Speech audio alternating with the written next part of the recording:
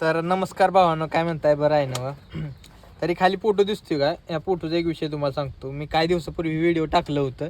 ह्या व्हिडिओमध्ये मी एक रस्ता केलेला आहे, वड्याच्या कडेनं एक रस्ता केलेला आहे. मग एक उदाहरण आहे तिथलं, तुम्हाला एक काय सांगतो. तिथे जेसीबी मालक आलता, म्हणजे आलं होतं तिथं. मग त्या रान मालकाचं मित्र होतं. मग त्या जेसीबीवाल्याला काय सांगितलं त्यानं की जेसीबीवाल्याचं जे ड्रायव्हर होतं ती म्हणला इथं मशीन चालत नाही, चालवू शकत नाही, म्हणजे कामच होऊ शकत नाही. मग जेसीबीवाल्या काढून घेऊन गेलं आणि त्या शेतकऱ्यानं पण आमची मशीन सांगितली. मी तिथे गेलो, त्याचं काम एकदम क्लिअर करून दिलं. म्हणजे शेतकऱ्याच्या अपेक्षापेक्षा बी मी खूप भारी काम करून दिलं त्याला. मग ती जेसीबी मालक आला, तिथं बघायला आला होता कसं काम करते ड्रायव्हर, कशी मशीन चालते या. मग आला पुन्हा काय म्हणला, ती जेसीबीनं का बी होऊ शकत होतं, मी बी ऑपरेटर आहे, मला माहीत आहे.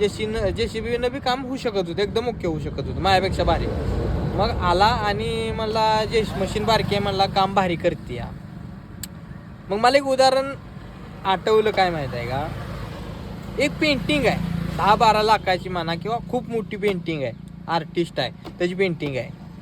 त्या जर आर्टिस्टला म्हणलं की बाबा तुझ्या कागदावर पेंटिंग काढलीस, ती कागद खूप भारी आहे, किंवा तुझी कलर देतोय ती ब्रश ती खूप भारी आहे, भारी कंपनीचा आहे, म्हणून ती पेंटिंग भारी निघली, तर भावानी योग्य आहे का?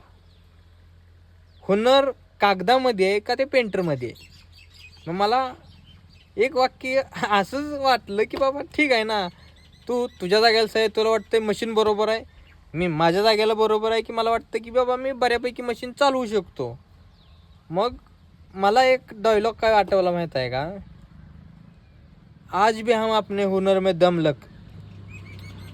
आज भी हम अपने हुनर में दम रखते हैं, लोगों के होश उड़ जाते जब हम महफिल में कदम रखते हैं.